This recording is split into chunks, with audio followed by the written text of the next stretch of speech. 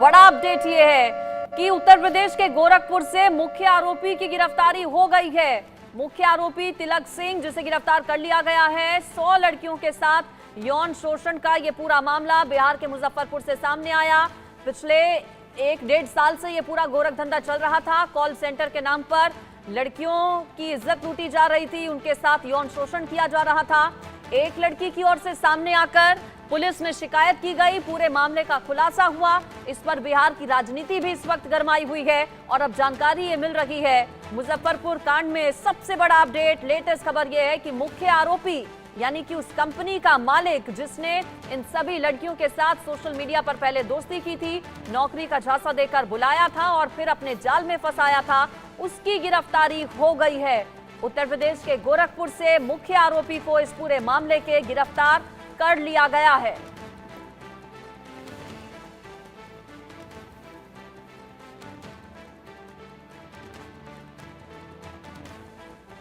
बिहार के मुजफ्फरपुर का कांड, जहां 100 लड़कियों के साथ यौन शोषण का मामला सामने आया, उसका आरोपी उत्तर प्रदेश के गोरखपुर से तिलक गिरफ्तार किया गया है।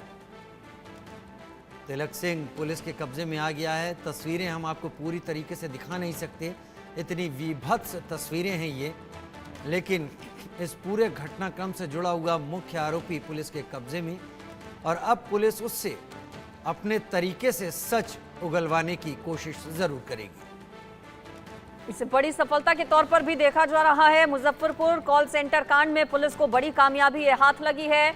मास्टरमाइंड इस पूरे मामले का पुलिस के हत्थे आखिरकार चढ़ गया है। मास्टरमाइंड की गिरफ्तारी हो गई है। यूपी के गोरखपुर से उसे गिरफ्तार किया गया है।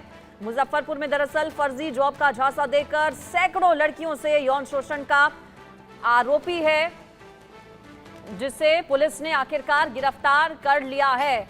और ये पूरा मामला आखिर है क्या, जो बिहार के मुजफ्फरपुर से सामने आया, और इस मामले को जिसने सुना सभी के रोंगटे खड़े हो गए। 1, 2, 10, 15 नहीं, 100 लड़कियों को निशाना बनाया गया था। पूरा मामला आपको इस खास रिपोर्ट में दिखाते हैं।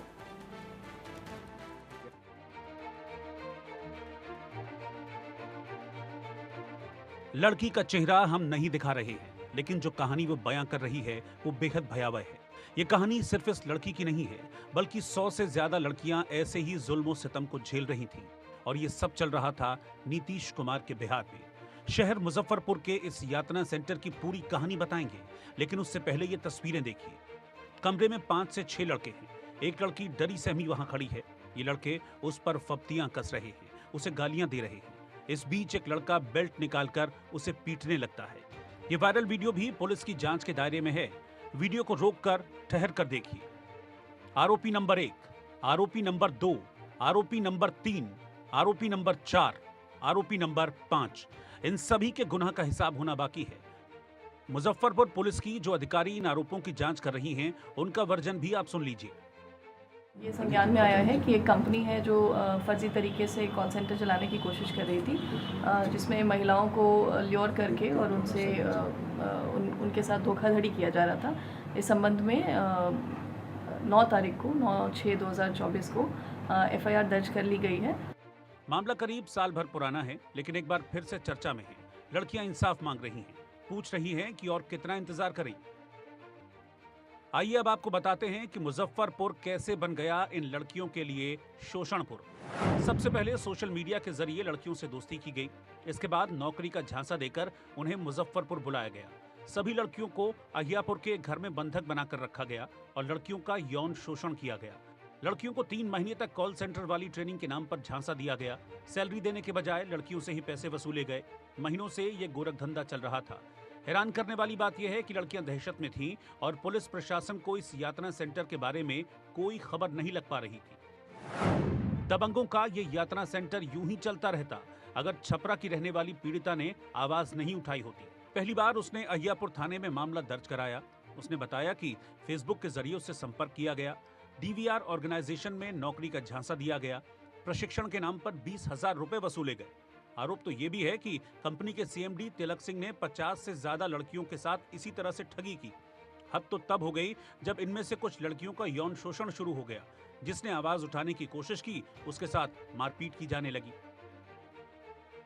पीड़िता का आरोप है कि कंपनी के CMD तिलक सिंह ने रेप किया प्रेग्नेंट होने पर जबरन एबॉर्शन कराया, डरा धमकाकर चुप कराने की कोशिश की गई। एक रूम में लगभग 10 लड़कियां रहती थी।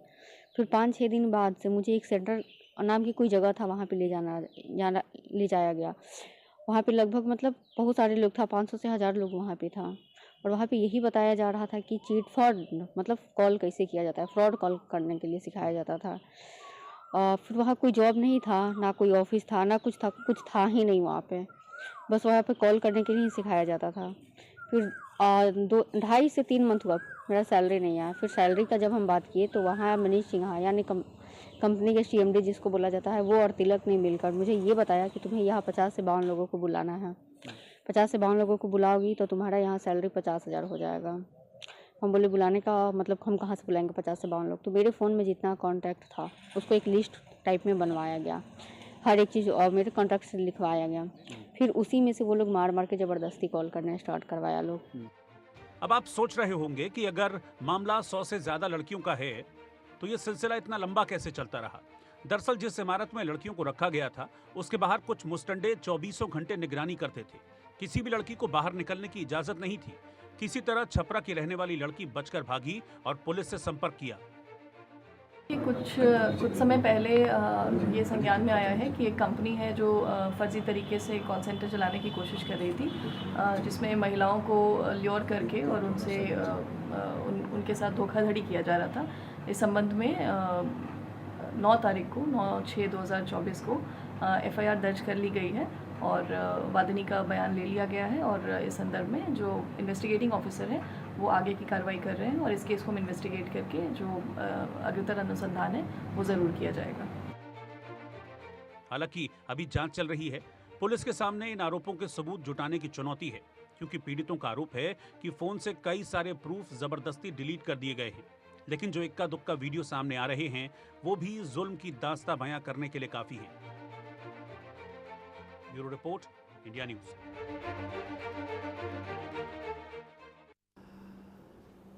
तो मुजफ्फरपुर कांड में आपने सुना, पुलिस अधिकारियों को सुना, कार्रवाई करने की बात कर रहे हैं क्योंकि गोरखपुर से मुख्य आरोपी अब गिरफ्तार हो गया है तिलक सिंह।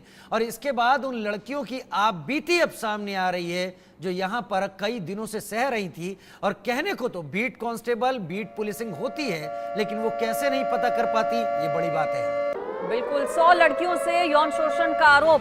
फर्जी कंपनी, कॉल सेंटर कंपनी जिसकी एडवर्टीजमेंट में सिर्फ लड़कियों के लिए नौकरी हुआ करती थी और सिर्फ लड़कियों के लिए बताया जाता है कि ये कंपनी नौकरी ऑफर करती थी।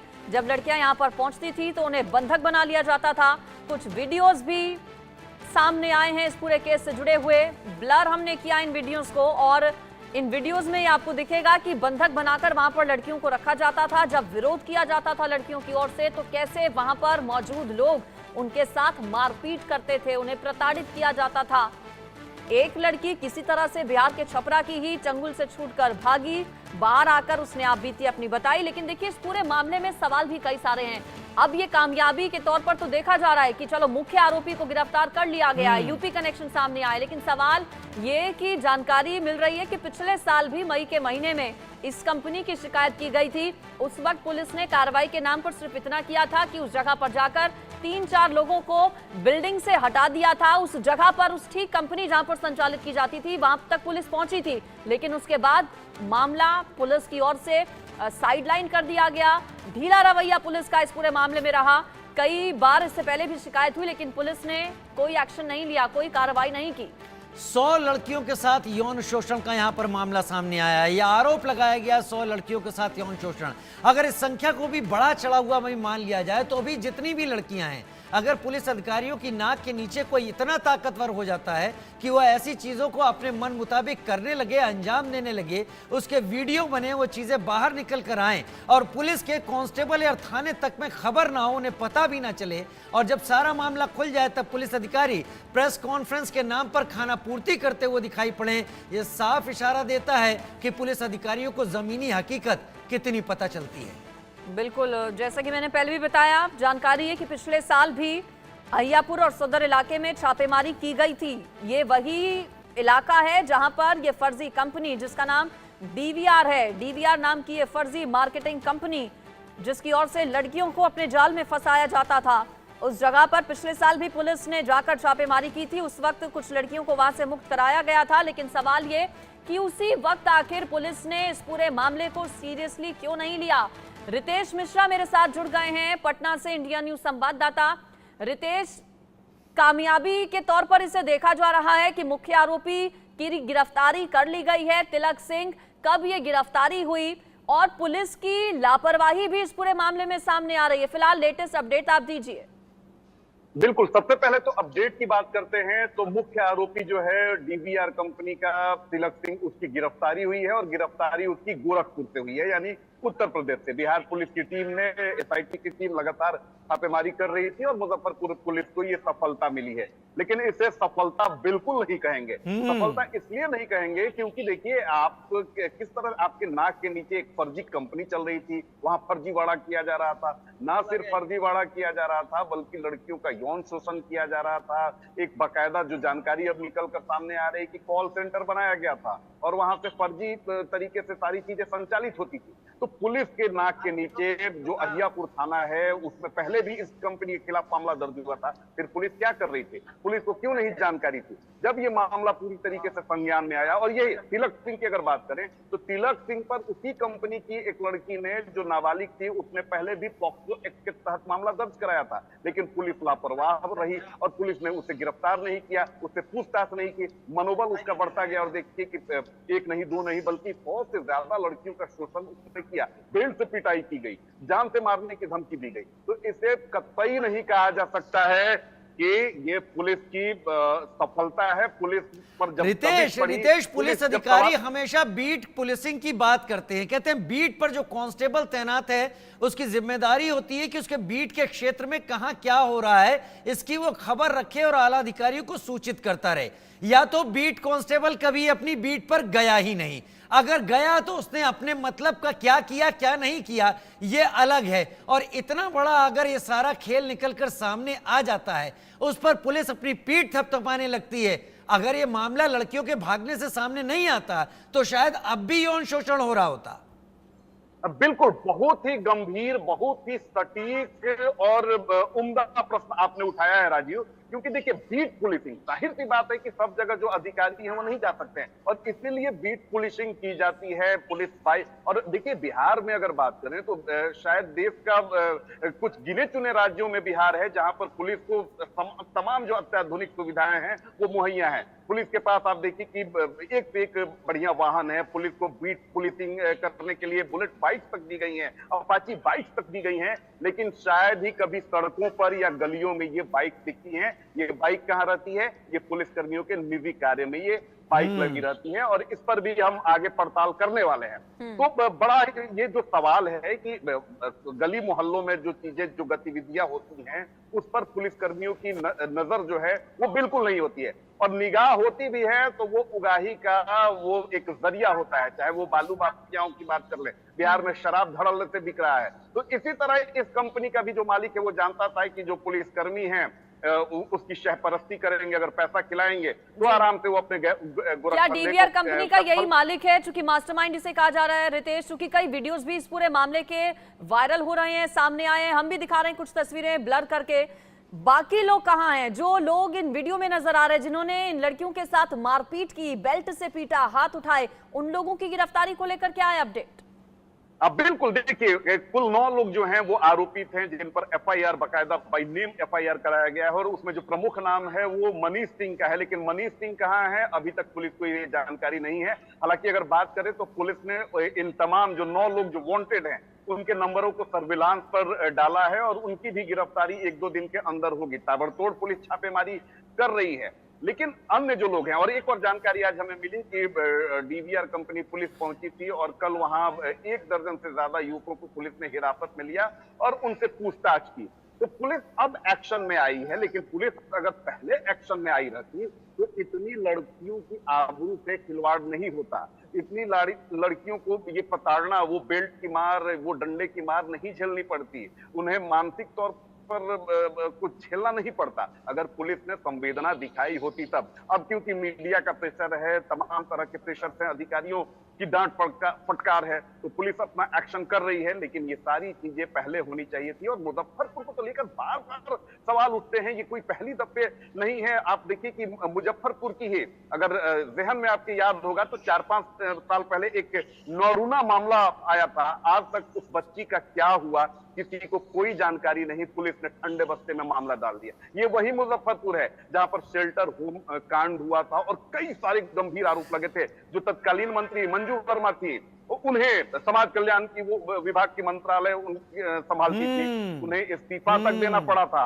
और उसी मुजफ्फरपुर में अगर इस तरह से कांड होते हैं तो जाहिर सी बात है कि जो वरीय अधिकारी हैं उनकी सहपरस्ती है, बगैर उनकी मिलीभगत, बगैर उनकी जानकारी इस तरह की हिमाकत कोई नहीं कर सकता है। बड़े अधिकारी तो इसमें आपने बहुत अच्छा यहाँ रेफरेंस दिया, पिछली घटनाओं का रेफरेंस दिया कि उससे भी सबक नहीं लिया गया रितेश। लेकिन बड़े अधिकारी तो थानों के एसएचओ, एसआई और बीट कांस्टेबल को सस्पेंड करके ये दिखा देते हैं कि हमने कदम ले लिया। उन बड़े अधिकारियों की क्या जिम्मेदारी है? वो बड़े अधिकारी क्या कर रहे थे? अगर सस्पेंशन की बात है तो उन तक क्यों नहीं आती ये चीजें? बिल्कुल, देखिए ये सवाल जो है ये लगातार पूछे जाते हैं बिहार में। चलिए ठीक है रितेश आप बने रहिए, रोक रही हूं आपको। हमारे साथ महिला आयोग झारखंड की पूर्व अध्यक्ष बिमला बधाम जी जुड़ गई हैं। बिमला जी, मुजफ्फरपुर से बिहार के ये जो मामला सामने आया इसने सभी को हिलाकर रख दिया। 100 लड़कियां जिनका यौन शोषण किया गया एक फर्जी कंपनी बनाकर, इस पूरे मामले में मास्टरमाइंड की गिरफ्तारी अब करने के बाद 1 साल से ये पूरा मामला चल रहा था वहां पर, ये सब अब पुलिस अपनी पीठ थपथपा रखी है। इन लड़कियों के साथ जो कुछ हुआ है उसकी जिम्मेदारी आखिर किसकी? देखिए, ये अपने आप में एक बहुत बड़ी साजिश हम कह सकते हैं इसको। जिस तरह से 100 लड़कियों के साथ दुर्व्यवहार हुआ है और जो उनका मानसिक और शारीरिक शोषण हुआ है वो अपने आप में बहुत ही निंदनीय है। इसकी जितनी निंदा की जाए कम है। और जो इसके मास्टरमाइंड है या जो इसमें इन्वॉल्व है, चाहे वो कितना ही बड़ा व्यक्ति हो, उसको कठोर सजा मिलनी चाहिए। अब जो पकड़ा गया है वो तो ठीक है, लेकिन एक व्यक्ति नहीं कर सकता ये सब बातें। इसमें और भी लोग इन्वॉल्व होंगे। जो भी लोग इसमें इन्वॉल्व हैं उनको कड़ी से कड़ी सजा दी जाए और तुरंत उनको गिरफ्तार किया जाए, ऐसा मेरा अपना मानना है। एक व्यक्ति नहीं कर सकता, आपने ऐसा कहा, लेकिन एक व्यक्ति तब कर सकता है जब इलाके की पुलिस का उसे संरक्षण मिल जाए या इलाके में जो नामी और बाहुबली है उनका संरक्षण मिल जाए। तो वाकई एक व्यक्ति नहीं है बिमला जी, आप सही कह रही हैं। देखिए, वो चाहे बाहुबली हो, चाहे पुलिस हो, चाहे आम आदमी हो, कोई भी हो, जो भी इसमें संलिप्त था उसको छोड़ा नहीं जाना चाहिए किसी हालत में। बिमला जी, चूंकि कहा यह जा रहा है कि इससे पहले भी शिकायत की गई थी, 1 साल पहले इस पूरे मामले की शिकायत की गई थी, क्या कार्रवाई अब उन पुलिस कर्मियों के खिलाफ भी नहीं होनी चाहिए जिनकी ओर से लापरवाही बरती गई? अगर वक्त रहते संज्ञान लिया गया होता, सीरियसली मामले को लिया गया होता, तो आज इतनी बड़ी संख्या में इन लड़कियों के साथ ये गलत नहीं होता। मैंने अभी जैसे आपसे कहा कि चाहे कोई बाहुबली हो, चाहे कोई पुलिस वाला हो, चाहे कितने बड़ा अधिकारी हो या आम आदमी हो, चाहे कितने ही वो धनवान, बलवान और शक्तिमान हो, उसको छोड़ा नहीं जाना चाहिए किसी हालत में, ताकि दोबारा ये घटना ना घटे। सजा ऐसी होनी चाहिए जो एक सबक हो, मिसाल कायम हो। तस्वीरें हम आपको दिखा रहे हैं इस वक्त, चेहरा मास्क्ड है, कवर है, यही वो तिलक सिंह है जो इस पूरे कांड के पीछे है। लेकिन ये अकेला नहीं है, हम लगातार यही बात कर रहे हैं कि इस चेहरे पर मत जाइए, शख्स पर मत जाइए। इसको कितने लोगों का संरक्षण हासिल था जिसके चलते इसके दिल में इतनी वहशियाना हरकतें करने की ताकत जगी, हिम्मत आई और उसके बाद इसने सब कांड को अंजाम दिया। इसके साथ और कितने लोग थे उस पूरे कॉल सेंटर में, और कितनी लड़कियां हैं जो अभी छुपी हुई हैं। एक के बाद एक उस संख्या तक पहुंचना जरूरी है। पुलिस के अधिकारियों ने प्रेस कॉन्फ्रेंस कर ली, आज शाम को खुश हो जाएंगे, उनके अपने क्रेडिट सीआर में एक बहुत अच्छी इन्वेस्टिगेशन आ जाएगी। लेकिन इतने दिनों का जो दाग है वो दाग अपने वर्दी से कैसे हटाएंगे पुलिस अधिकारी, इसका जवाब भी उन्हें देना होगा। शायद पिछले दौर में रहे अधिकारियों को भी देखना होगा। गोरखपुर से सुशील भी हमारे साथ जुड़ गए। बिल्कुल, यूपी कनेक्शन सामने आया है, चूंकि गिरफ्तारी वहां से हुई है। सुशील हमारे साथ गोरखपुर से जुड़ गए हमारे संवाददाता। सुशील, और क्या पता चल पाया है? नीरज की गिरफ्तारी कब और कैसे हुई? यूपी पुलिस और बिहार पुलिस की क्या ये संयुक्त कार्रवाई, क्या जानकारी मिली थी नीरज को लेकर? क्या अकेला वो था या फिर और भी लोग उत्तर प्रदेश में इसके साथी? देखिए, एक बड़ी कार्रवाई है ये, क्योंकि मुजफ्फर के पुर के जो ये पूरा मामला था और झारखंड की जो जामताड़ा की जो पुलिस है वो काफी गुप्त ऑपरेशन करके इसे गोरखपुर से गिरफ्तार किया है। अभी गोरखपुर के किस जगह से, लोकेशन से गिरफ्तार किया गया है, वो कहाँ जाने वाला था, इस बात की अभी जानकारी नहीं आई है। क्योंकि यहाँ के जो पुलिस के अधिकारी है उन्हें भी इस बात का बहुत ज्यादा जानकारी नहीं है, वो भी इस बात को शायद जानने के बाद भी जो है छिपा रहे हैं। क्योंकि जामताड़ा पुलिस की एक गुप्त कार्रवाई थी और ऐसे में उनकी पूरी टीम जो है यहाँ पर सूचना देने के बाद जो एक खुफिया तरीके से जो जानकारी मिली थी, उस जानकारी के तहत उसे गिरफ्तार किया गया और उसे उसके जो है उसे मुजफ्फरपुर में ले जा करके वहां पर इस पूरे प्रेस कॉन्फ्रेंस करके इसका खुलासा किया गया है। काफी बड़ा मामला था और यही वजह है कि जो जामताड़ा की पुलिस है वो एक एक कदम फूंक करके रख रही थी कि कहीं अपराधियों को इस बात की भनक न लग जाए और वो कहीं भाग न जाए। क्योंकि सूत्रों के हवाले से जो जानकारी आ रही थी वो ये भी पता चल रहा था कि वो गोरखपुर के रास्ते नेपाल भागने के भी फिराक में था और ऐसे में जैसे ही उसे पुलिस को ये जानकारी मिली, तत्काल जो है जामताड़ा की पुलिस से गोरखपुर से उसे गिरफ्तार कर दिया और उसे लेकर के अपने साथ मुजफ्फरपुर गई और पूरी तरह से उससे पूछताछ करने के बाद जाकर के इसकी प्रेस कॉन्फ्रेंस की गई है। तो आप समझिए कि एक बड़ी कार्रवाई पुलिस की तरफ से की गई है, क्योंकि जिस तरह से ये खौफनाक जो है कारनाम को अंजाम देता था, तो कहीं ना कहीं तमाम ऐसे जो युवतियां थी जिनकी जिंदगियों के साथ एक खिलवाड़ करता था नौकरी देने के नाम पे, तो एक बड़ी कार्रवाई होती हुई यहाँ पे नजर आ रही है। जी सुशील,